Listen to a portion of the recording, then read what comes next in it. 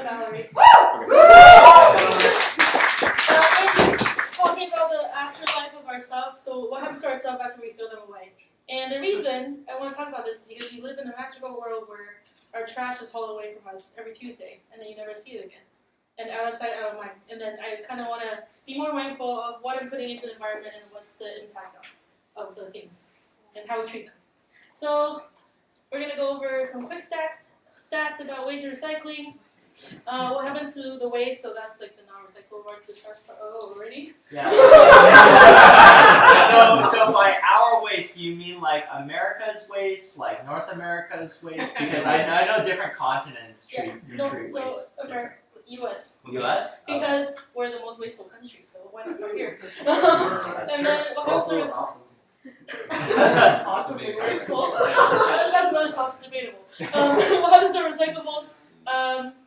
What are the environmental impacts on what we throw away and then how they're treated? And then is there a better way to do this? And spoilers, yes, there's always a better way.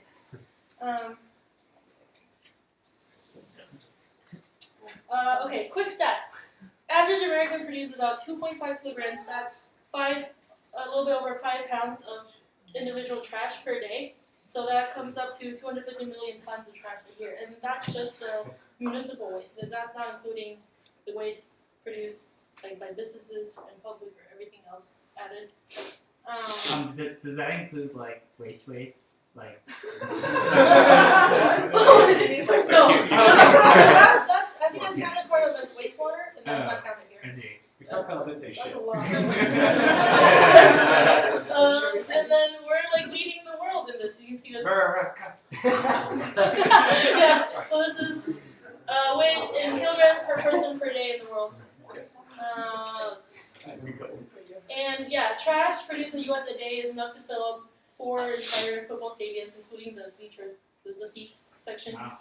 And we create the most trash between Thanksgiving and New Year's, because that's when we eat and buy stuff that we don't need.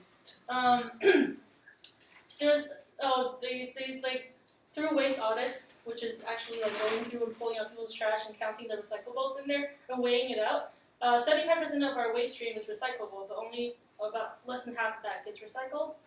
And our recycling rate is at 34.5%. So of 100 kilograms of waste that we throw away, 34.5 kilograms of those are in recycling.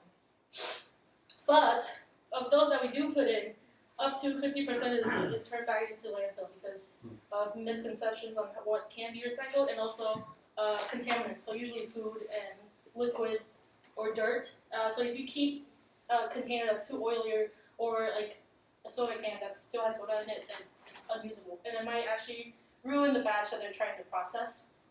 So those get tossed out back into landfill. Just double checking I hit everything. Alright. Food waste. So 40% of food is wasted. That's 40% of food that's imported here and then also grown in the U.S. So that's from the harvesting process through transportation and then wholesale, resell, and then our cooking process. And then the leftovers that we don't eat. Sorry, I have so many questions. I know it says 96% of it ends up in a landfill, but isn't all food compostable? So yeah, isn't it? But we don't. There's not really a compost program in the U.S. Like we have a recycling program, but But like if you just leave it like for like 100 years in your backyard, yes. Yeah, it'll go away. Yeah.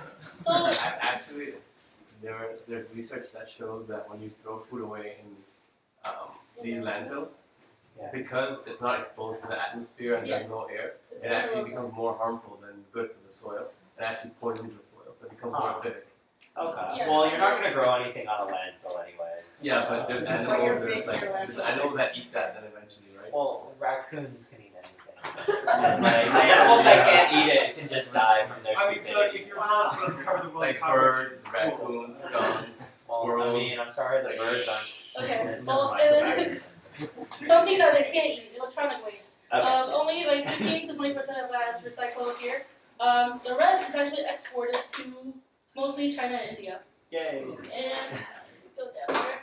So yes, those are the main two countries that we export electronic waste to, and then they employ children to salvage the parts that can be reused. So they will strip the cords to get the copper inside, or they will put the circuit boards in acid to dissolve out the metals. And these children, they did a blood test on them. They have like lead levels in their blood like 50% above like max safety level. It's pretty sad. And then the rest that's not used, they just burn it, which creates air pollution, or they just let it sit in the sun. Last one, it's not really about waste, but it's just a fun fact. So if everyone on the earth were to live like an average American does, it would take 6 whole earths of resources. So just kind of, we need to keep in mind that we need to figure out a more sustainable way to steadily still raise everyone's standard of living. Yeah. Sorry, where did you get If I that number? stand right here. So where did you get that 6 whole Earths number from? So there was a website that kind of like calculates your carbon footprints / resource you consume. And then so I just like did like what an average American would be like with the car, what they eat, and houses. So like that includes like their carbon footprint, their food, their waste products. Yeah. So to sustain your lifestyle, the resources that you need. Yeah. So going to the composition of the 250 million tons of waste, the most waste actually comes from paper and cardboard, which I was actually kind of surprised about. But then the amount of junk mail that I get. And then food waste, like I mentioned earlier. Oh, by the way, if you guys want to learn more about food waste, there's a really good video that John Oliver did. I think that covers basically everything about the problem. You can look it up. Third one is yard trimmings, but I think a lot of that's actually composted, because I know at least a lot of counties, they have a third bin besides the trash and recycling for yard trimmings and compost. The fourth one, which I think is more problematic, is the plastics, because it's a lot of the waste stream, but if you can see here, these two are the plastics recycling rate. It's only like a little bit over 30%. This one's actually batteries, so we're doing pretty good. That's thanks to, I think, all the recycling program that they have in electronic stores and grocery stores to take back batteries. And then we're also doing pretty good with papers, yard trimmings, but in terms of like one-time use container, so that's glass bottles, aluminum bottles, and then plastic bottles. There's a lot of room for improvement. Valerie, how are the stats taken? Is someone actually like sifting through the trash? This is from EPA, Environmental Protection Agency, and then a lot of it is like waste audit. So they would actually pull samples of waste and then go through it and weigh each of the categories, and then the rest is just like estimation. Waste audit is not fun. I tell you guys into that college. After a tailgate game, it's just like all beer cans and stuff. Yeah. So this is like waste versus recycling. So this is the total amount of waste produced in the U.S. per year from 1960 to now. So it tripled from 1960. And this is the, waste per day per person. And that didn't increase by as much, so it really just shows the population growth. And then waste grows as population growth, and also as standard of living raises. And this one is the recycling rate versus total recycling waste collected. So also here, this is growing a lot slower than, or the recycling rate is growing a lot slower than the total waste amount. Just shows that we're just producing more waste per person. So the afterlife of trash. So you throw it away, I know this. and then you guys pick up those awesome automated trucks. That's very precise. And then it gets trucks to landfill, and then the landfill turns into Manhattan. So most of them, the non-awesome landfills just sit there, and they're actually, like you mentioned earlier, they're actually supposed to just sit there. So landfill is not a big compost. They have linings under the landfills to keep it separate from dirt. And then after things are dumped on, they're supposed to be covered by dirt again. So it's completely shielded from water, air, and everything. So it's supposed to just really sit there and not to decompose. But it still does, because there's organic matters. And there's like insects, rodents, and then bacteria and stuff. So a lot of methane is created in the process. So yeah, problems with landfill. Soil contamination, of course, because you can't really use that piece of land for a while, or like at least through a lot of cleanup process, and usually natural cleanup process. Water pollution, because the liquid waste, they will seep into the dirt underground and then go into the underground water, which feeds into streams, which feeds into our dams, and back into us. And then through rainfalls, it also washes out the liquids in there and then gets into the water. Methane generation, landfills are actually the third contributing factor for methane produced in the U.S. Number one being natural gas harvesting process, and the second one is cow farts. So yeah, so pretty big. Older and infectious disease, older being if you've been to Milpitas, and then infectious diseases is there's all the rodents and insects and seagulls that will feed there, and then if they contract something, then they'll spread it out when they leave the landfills. And then the last one is just they take up a lot of spaces. Although in the U.S. it's not really a problem because we have a lot of them. There's currently 3,000 active ones and 10,000 old landfills, and then old just because they're completely filled and they can't put more on top of it, so they'll have to dig up new ones. And fun fact, the highest point in Ohio is Mount Rumpke, and it's 1,000 feet tall. It's actually a landfill, it's not a mountain. So to combat mainly the lack of land, but then all the other problems, a lot of countries, like developed countries in Europe and also Japan, they moved to incinerators almost completely. So you can see here the blue bar is like trash that's sent into percent of trash sent to incinerators, and then the darker one is recycling.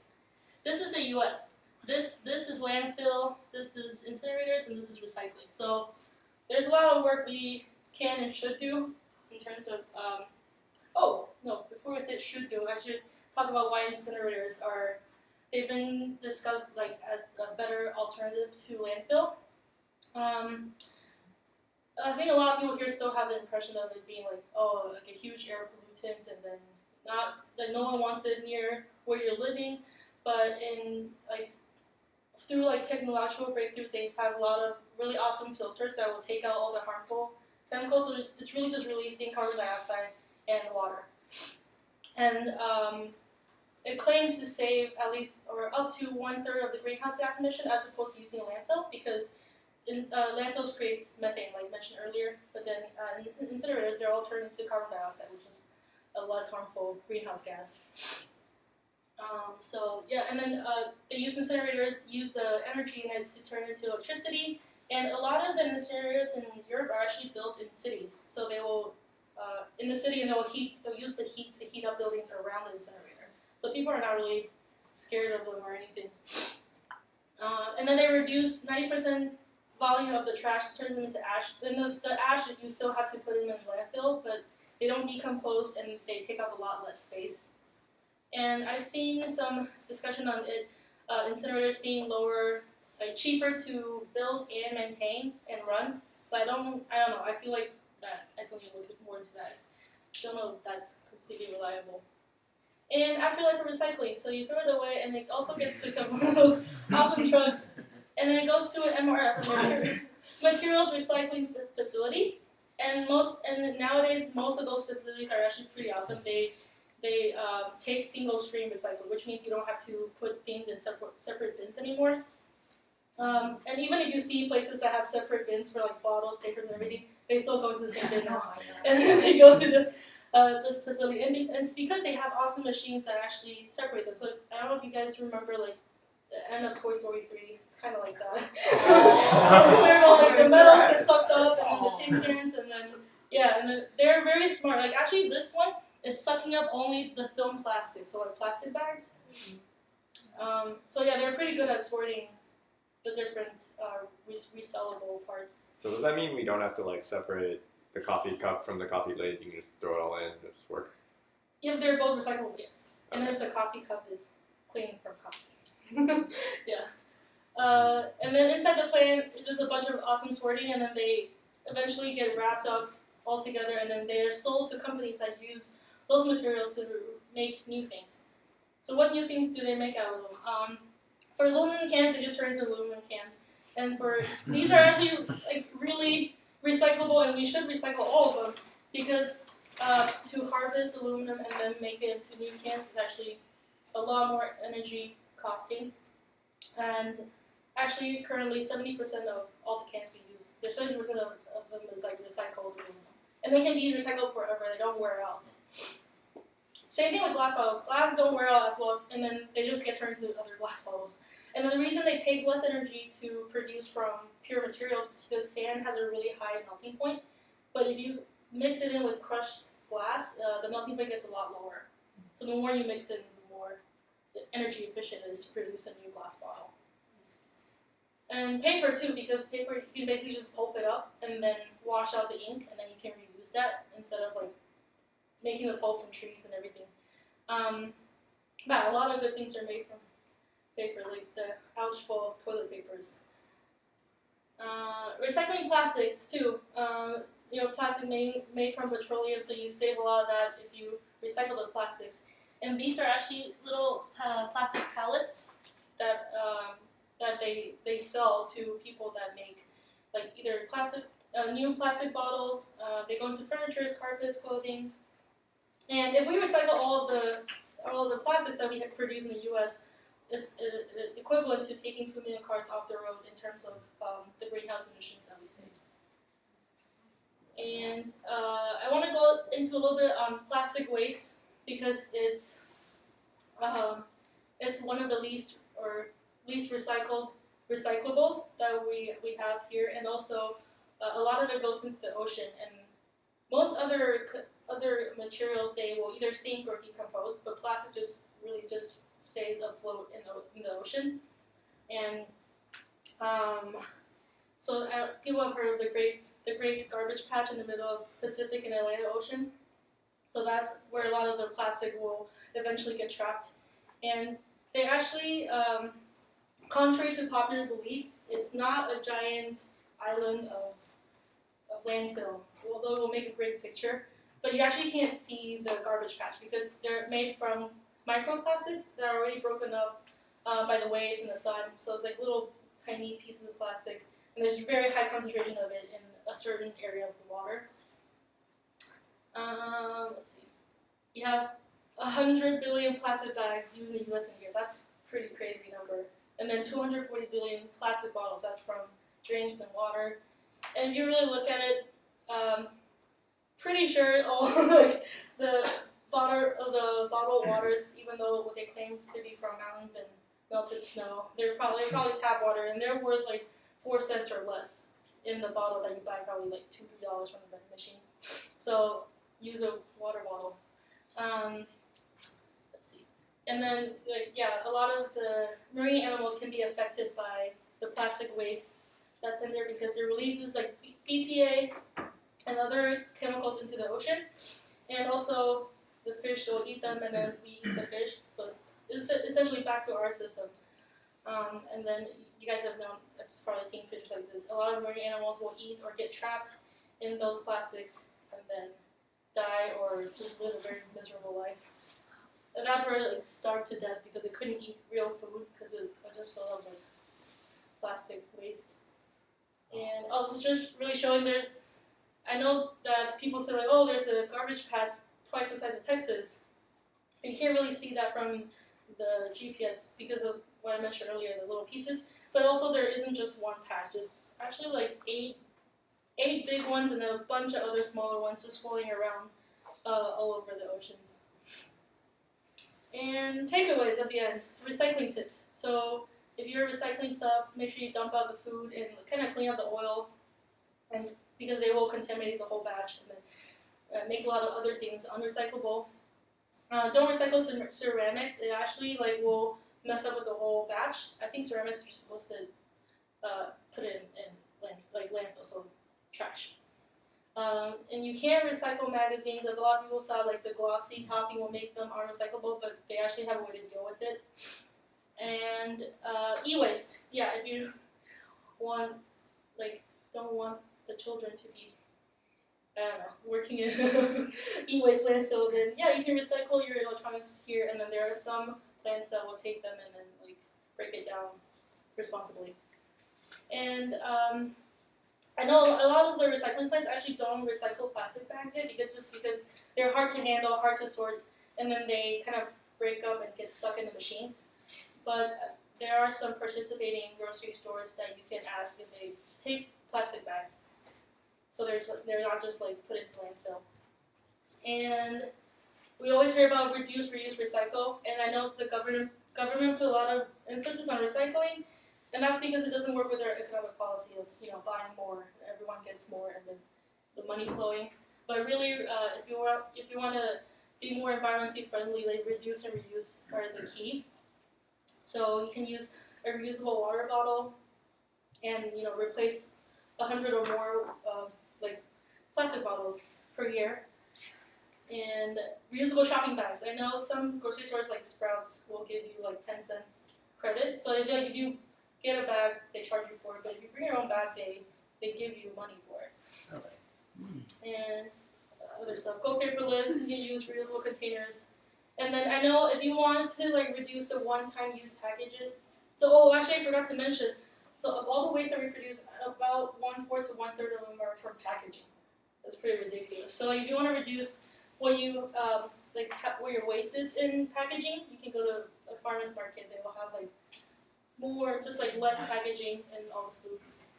And then that's it. That's the answer to recycling. Yeah. Yes, that covers to everything. Two out of two presentations. So how do I get companies 2 out of to 2 not presentations. mail me? It's really How hard. to reduce? It's really hard.